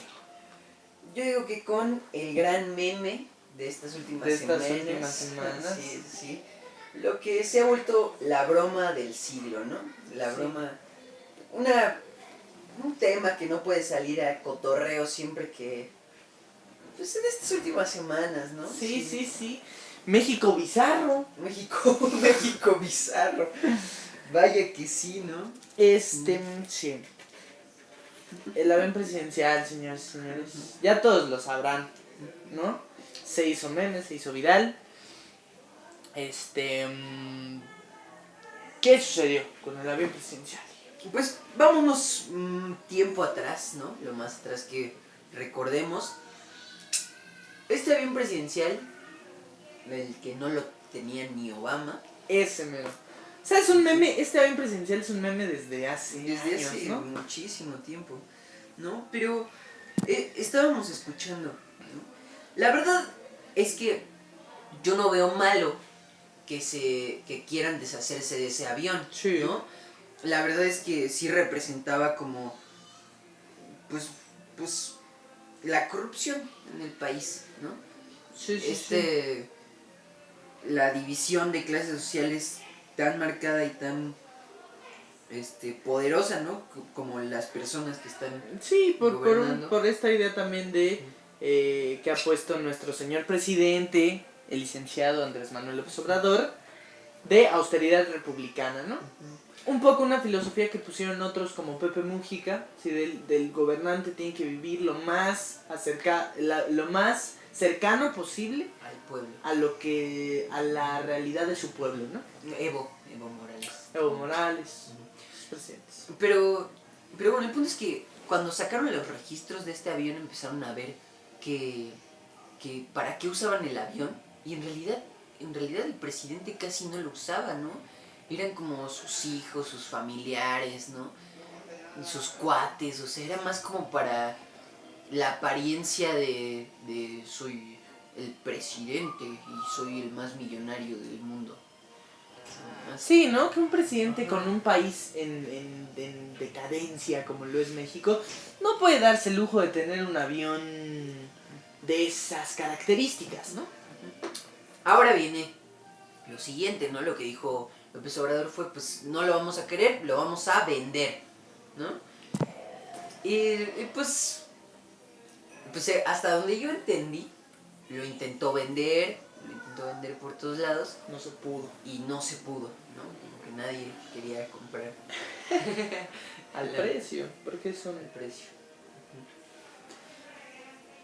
Entonces, pues salió la maravillosa idea de nuestro señor presidente. Sí, para los amigos en Rusia no lo vamos a explicar. Nada más quería hacer esa acotación. porque nuestros amigos que nos ven, el 33% de nuestra audiencia, que va a estar informado sobre esos temas, ¿no? Así es. Muy bien. ¿Qué dijo nuestro presidente? Pues el señor presidente de las grandes ideas de donde han surgido ideas magníficas, ¿no? Sí. Como pues hagamos el aeropuerto en Santa Lucía. No, pero es que no se puede porque no se puede. No, Santa Lucía. Sí. Nuestro gran presidente de que persigue palomas, ¿no? ¿Que persigue palomas? Sí. Nuestro gran presidente, el que la solución para el narcotráfico en Sinaloa es juegan béisbol. Sí. ¿No? Está padre Sinaloa en béisbol. No, bueno, es que ese es el asunto. Y yo lo que quiero decir es, o sea, ya fuera del chiste, pero estamos echando chistorete y cotorreo. Se nos da, tenemos un humor muy espectacular. Sí, por ahí nos han dicho que somos unos grandes comediantes. Exacto, ¿qué estamos haciendo en tercera llamada? Yo quiero decir que el sistema, y es algo que ya he dicho, el sistema de comunicación de este gobierno ha fallado. O sea, está limitado en muchos aspectos. De ahí a que se hayan dado declaraciones tan controversiales y tan desafortunadas, ¿no? Del presidente y de muchos miembros de su gabinete y de su administración o que forman parte de esta administración, ¿no? Directa o indirectamente, porque me parece que el sistema de comunicación del gobierno es deficiente. De ahí a que haya pasado esto. ¿Qué pasó? Que había 5 opciones para este avión, me parece. Había 4, la quinta es... Bueno, una era vender el avión a Estados Unidos, me parece. La segunda era un intercambio con Estados Unidos. Les damos el avión y ustedes nos dan equipo médico avanzado. La tercera era que la comprara, que la rentaran, que rentaran el uso del avión. Y la cuarta era que dos empresarios hicieran una compra en conjunto y su uso se dividiese entre estos dos empresarios. Y Andrés Manuel López Obrador, de manera jocosa, para meterle estilo a su mañanera, que la mañanera es esta conferencia de prensa que da todos los días, bueno, de lunes a viernes, creo que empieza a las 6 de la mañana. Y responde preguntas de los periodistas, que yo creo, muchos lo critican, pero a mí me parece que es un ejercicio acertado, ¿no? Nunca antes se había sentido esta cercanía con el presidente. Y además es una oportunidad muy interesante de expresar políticas públicas, propuestas de gobierno, de manera directa y reiterativa. Está bien, a mí me gusta. Ahora, en esta mañanera, López Obrador dijo, pero hay una quinta opción, que es rifar el avión.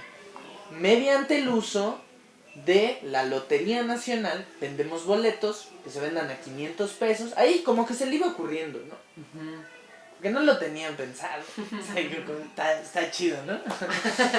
A ver, es que espérate porque se me acaba de ocurrir algo bien padre. Entonces, vendemos boletos a 500 varos.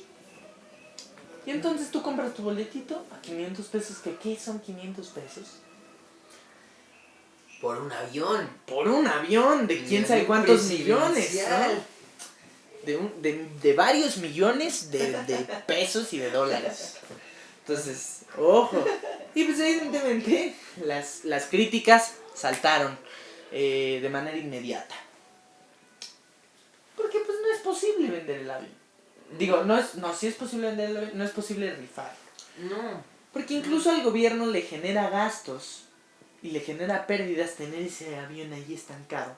Como para, o sea, un hombre de a pie, como tú y como yo, bueno, no un hombre, un ciudadano de a pie, como tú y como yo, no tiene la capacidad de sostener el gasto que representa tener el avión presidencial. ¿Qué va? Sí, es que es una cosa demasiado ilógica.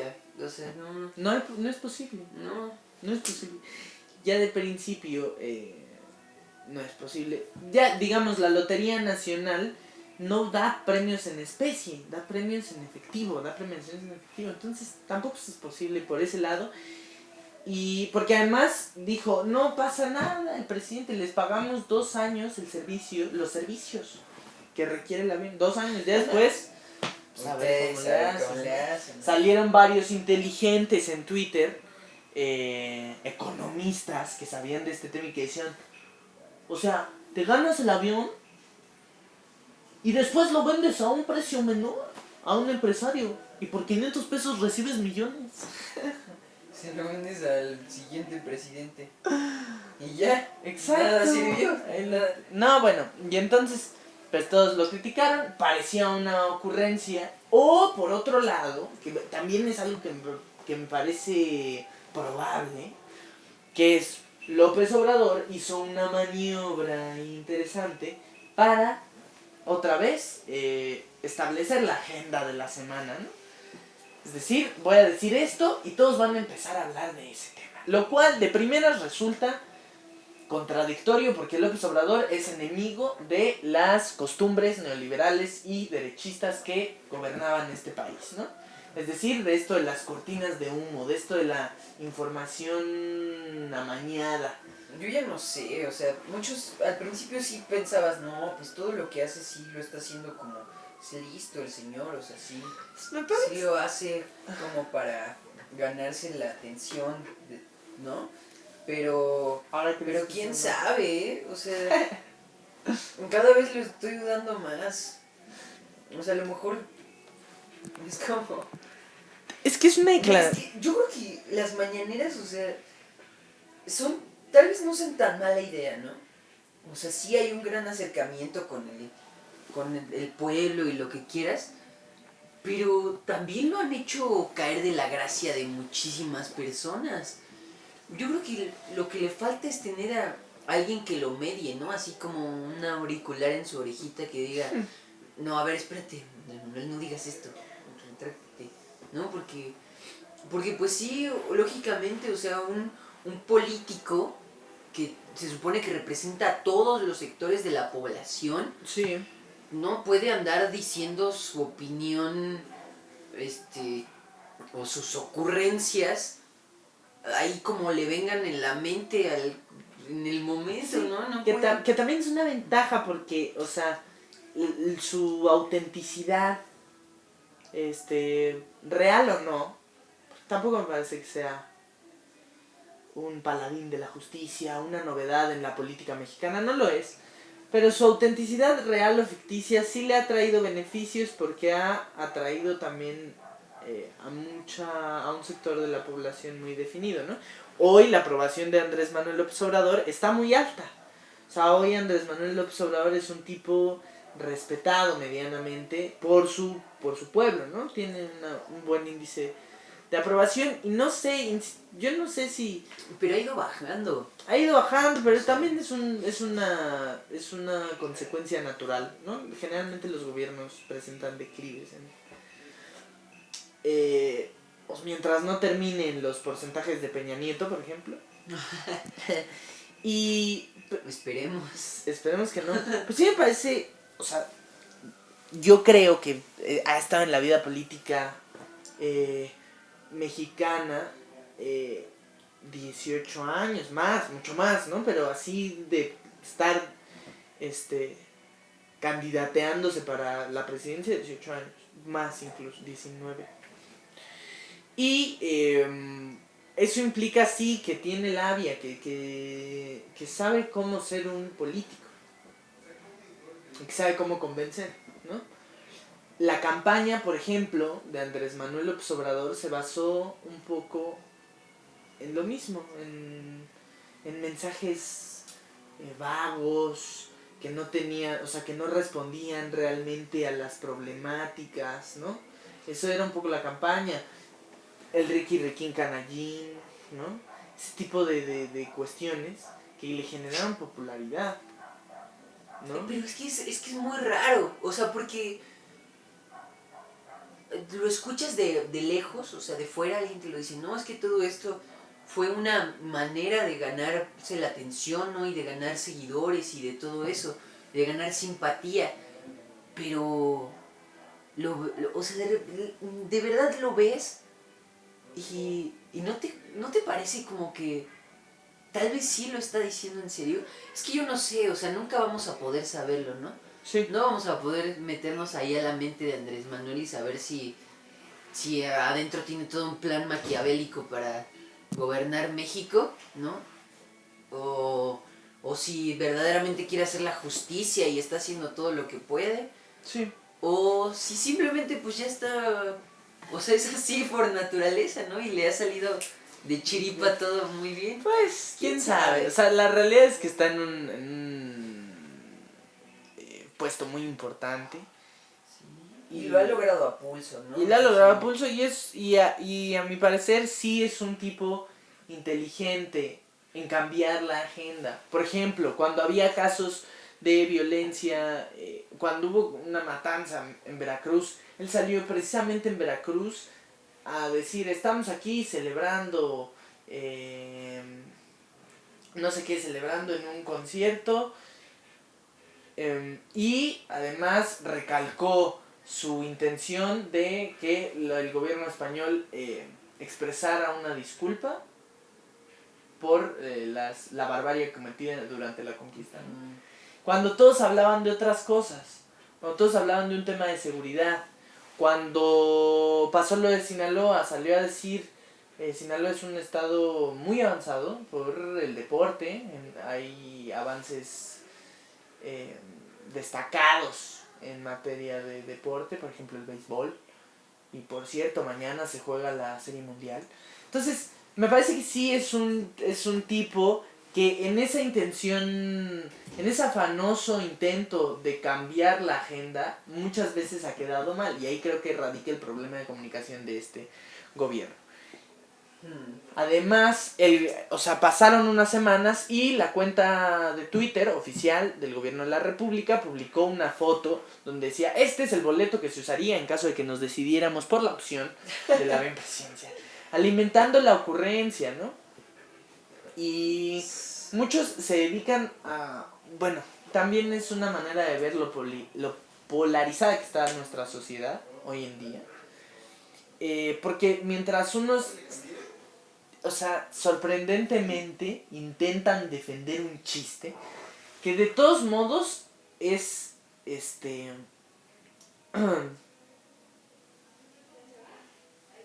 bueno, intentan defender una ocurrencia como esta que no es defendible, ¿no? O sea, López Obrador no es un superhéroe. Es un gobernante que hay que evaluar, porque de eso se trata. El ciudadano elige a otro ciudadano para que lo represente. Y por lo tanto, pues tiene que evaluar lo que hace, ¿no? Sus políticas públicas, sus propuestas, su actuar, ¿no? Su política internacional. No se trata de defender, no somos los que deben defender a López Obrador. Al contrario, sobre todo porque la oposición en México está desgastadísima. El PRD, que se supone que era la otra alternativa de izquierda, está perdido. El PAN está perdido. El PRI está deshecho. Todos los partidos políticos que se supone que deberían fungir como contrapesos no existen. Y Morena se está volviendo un PRD más, o sea, con muchísimos vicios, desorganizado, un partido político más, ¿no? Porque hablan de que somos un movimiento, es un partido político más.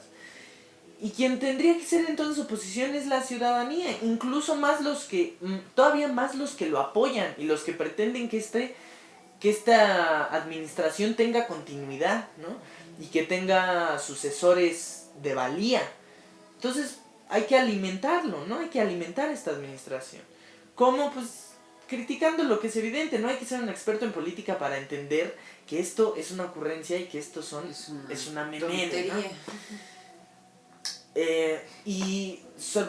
Pero lo que sí me llama la atención es que sea como haya sido, movió la opinión pública muy cañón. Y lo que me parece preocupante es que nos estemos ocupando de hablar de estos temas. Nosotros no tenemos responsabilidad alguna, ¿no? Pero que la oposición, que los que odian, tanto los que odian como los que aman a López Obrador, se estén dedicando a hablar de esto que es un tema secundario, ¿no?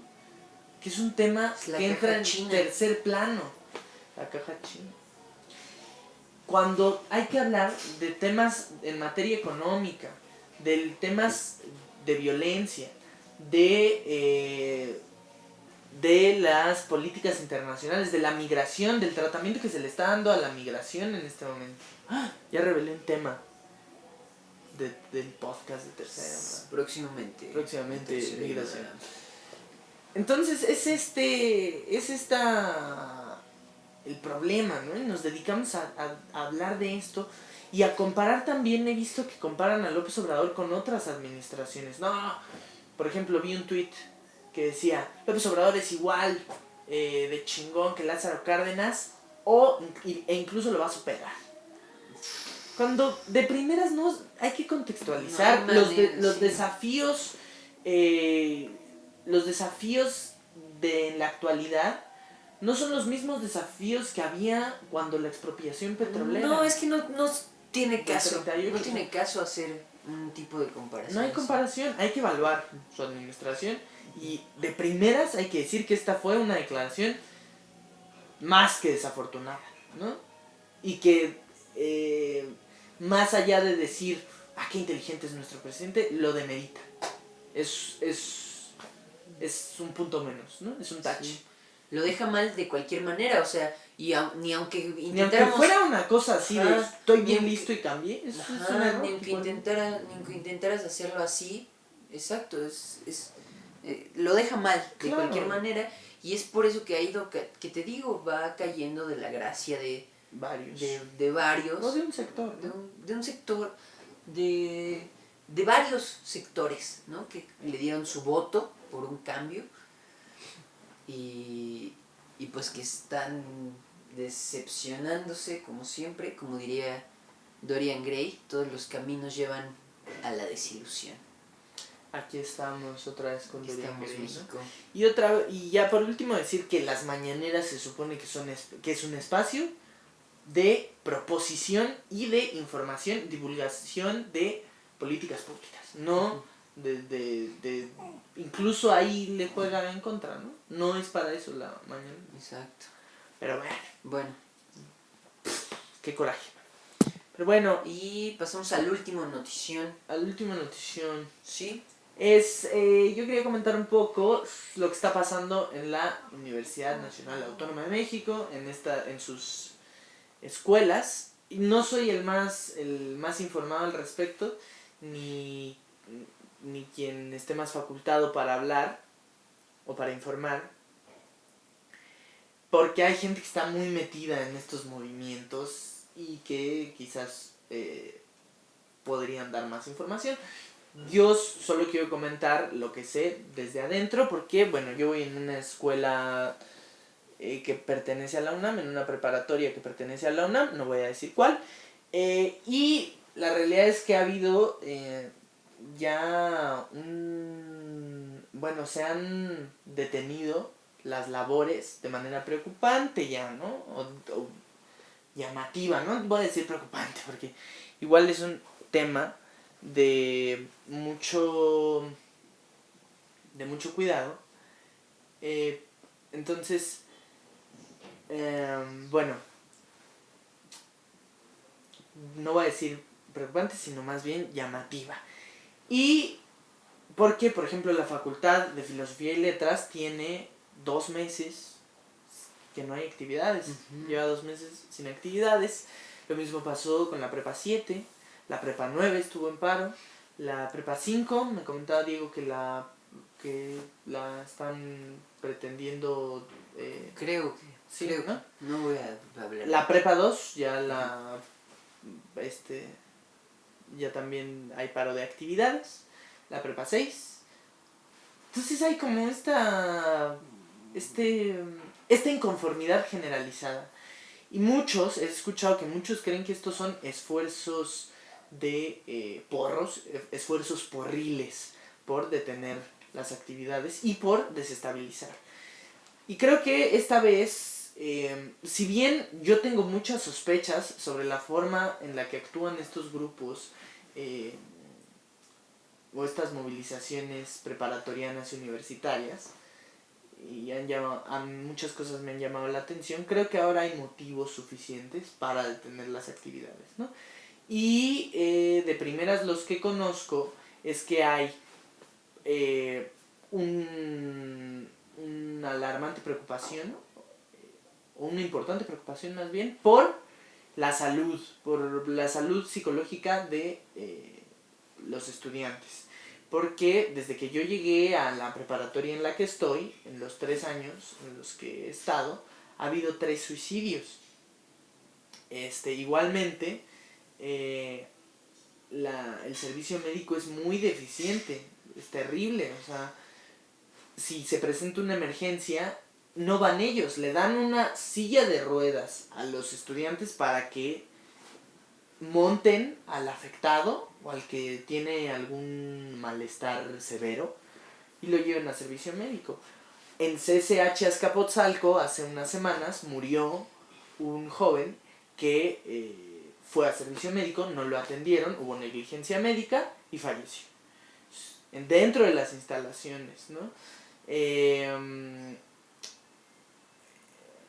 No solo hay deficiencias de los servicios médicos, sino también de los profesores cuando se presenta una situación de alarma y emergencia. Hay un problema también con la transparencia de la institución.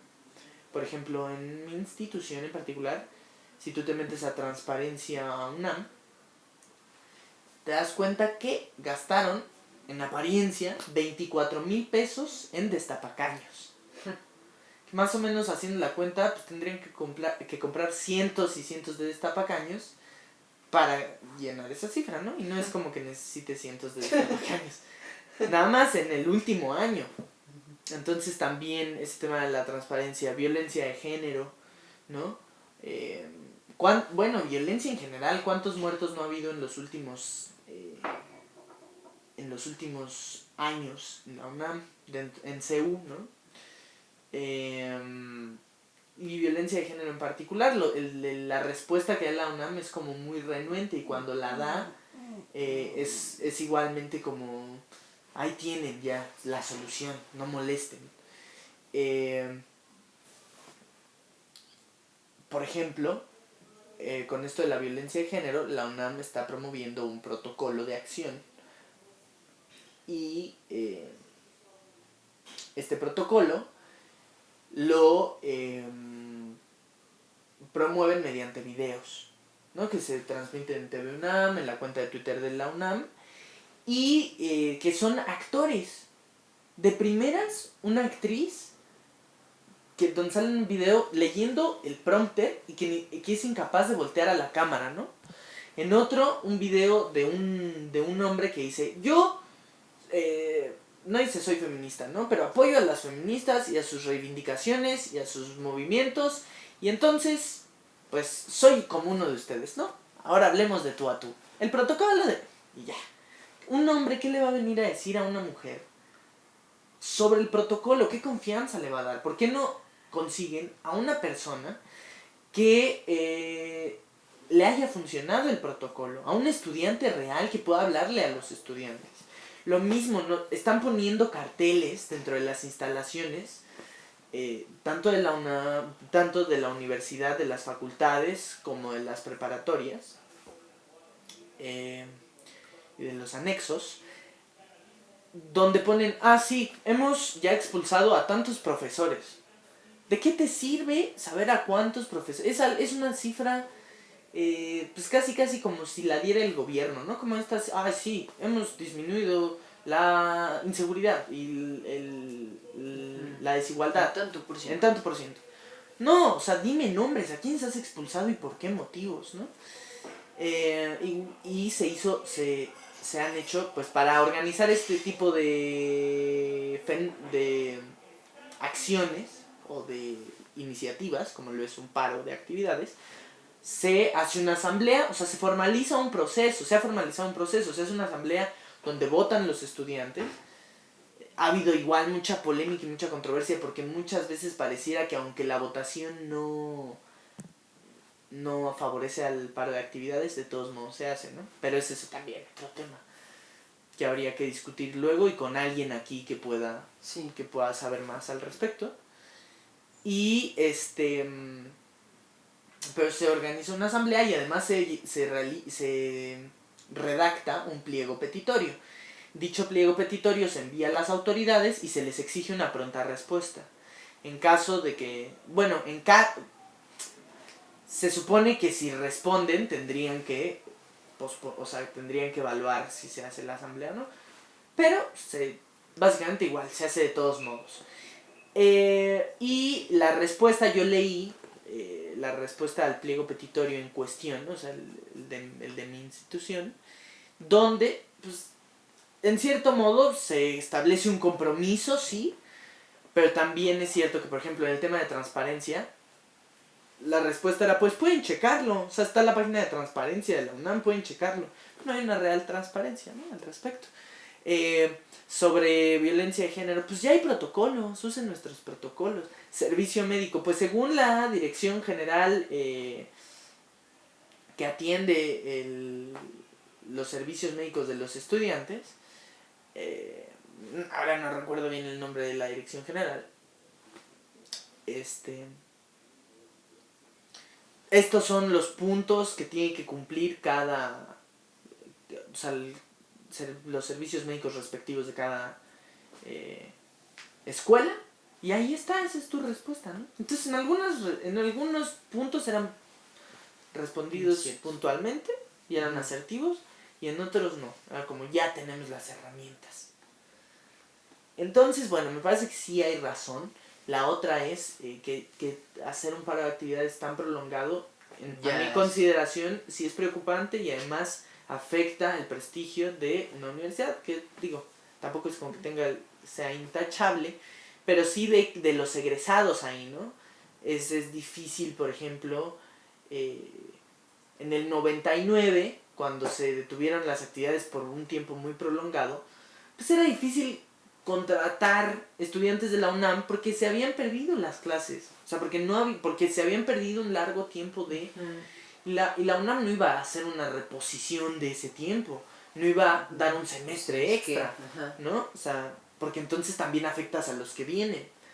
Es un tema complicado porque tiene muchas vértices y puntos en contra y a favor, ¿no? Pero de primeras tal vez no, tal vez pues buscar otras maneras. Sí, y me parece que hay otras maneras. O sea, hay muchas maneras de expresar inconformidad y hacerla de tos, ¿no? De manera coloquial. Pero bueno, o sea, de primeras quiero decir que no, o sea, que yo no considero... A veces sí pareciera que es como en momentos muy puntuales hay paros de actividades, porque al final la UNAM tiene influencia sobre la sociedad, porque es una institución muy importante de educación en México. Y por ejemplo, cuando recién entró López Obrador a la presidencia hubo paro de actividades. Cuando se religió Graue, hubo paro de actividades. Bueno, Graue es el rector de la UNAM. Graue Ditchers, creo. Bueno. Cuando se religió el rector de la UNAM, hubo paro de actividades. O sea, hay momentos muy puntuales, ¿no? Yo no quiero, o sea, insisto que tengo, o sea, he visto muchas cosas que me hacen dudar de los organizadores de sí, estos paros, porque al final es una, o sea, tú me decías, ¿no? Es una organización de los mismos estudiantes, sí, ¿no? Estudiantes de preparatoria que pues muchas veces, o sea, muchos, no dudo que muchos sí quieran, o sea, hacer el paro porque verdaderamente hay una injusticia y porque verdaderamente necesitamos hacer un cambio, porque verdaderamente eso, pero también es cierto que muchas veces es porque, que hueva, ¿no? O sea, si voy a tener el examen mañana... Ese es el asunto, que por ejemplo para los que están entrando, y la realidad es que la educación en México está mal entendida porque pareciera que educación es sinónimo de estrés, de angustia, ¿no? O sea, los estudiantes la pasan muy mal y en los jóvenes hay muchos casos de suicidio, en parte por esta presión académica, ¿no? Y por estas exigencias. Entonces, para los recién ingresados a estas escuelas que apenas están llegando y que tienen una carga de trabajo pesadísima, un paro es una oportunidad fortuita, ¿no? De ponerse al corriente, de avanzar. Tiene pros y contras y además parece ser, o sea, insisto, no lo quiero decir, que luego a veces parecía que hay también... esfuerzos de politiquería metidos, ¿no? Que tienen injerencia también. O sea, que no solo son esfuerzos de organización estudiantil, ¿no? No lo quiero decir porque insisto que hay mucha información que yo desconozco y que estaría muy padre traer a alguien que sí lo sepa, que sí esté en contacto con esos movimientos, con esos esfuerzos, con todo lo que está detrás para hablar y para platicarlo con ellos. Sí. Pero bueno, nada. Eso lo dejaremos para otro ya tenemos muchos podcasts venideros.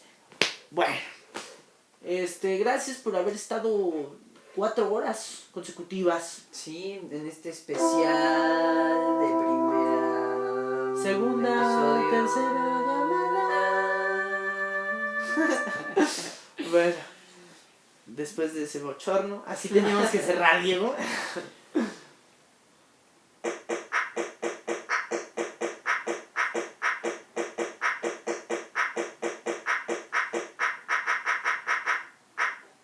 Muy bien.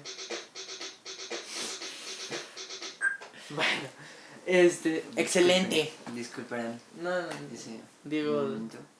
de pronto va a dar sus conciertos en el Metropolitan. Sí. Próximamente me pueden escuchar en SoundCloud como Dorian Blue. Próximamente.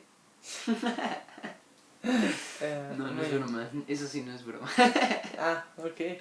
Sí. Bueno, Muy bien. eso es todo. Eso es todo por Por hoy. esta ocasión. Gracias por haberlo visto. Gracias por Ujú. estar aquí en esta segunda temporada. Prometemos en las siguientes emisiones ser más concisos, más breves. Sí, ese es uno de nuestros propósitos. Propósitos de año nuevo. De año nuevo, de temporada nueva. De temporada nueva. Ujú. Y muchas gracias por haber estado. Hoy no va a haber otro episodio porque pues ya es tarde. Ya es muy tarde. Pero ahí les va. El próximo episodio vamos a hablar de redes sociales. Sí, Uy. redes sociales. No vamos a abarcar todo el tema. Falta Su influencia definir sobre un la poco. opinión pública. Influencia de las redes sociales sobre la opinión pública. Es ¿no? un tema interesante. Ujú. Bueno, pues muchas gracias. Les mandamos abrazos, calurosos abrazos y besos hasta sus casitas. Denle like si les gustó. Si no, Si denle no. dislike, miéntenos la madre. Aquí estamos. Así es. Síganos en todos lados si quieren. Si no, pues. Igual, miéntenos la madre. Aquí estamos. Y eso es todo por hoy. Bye.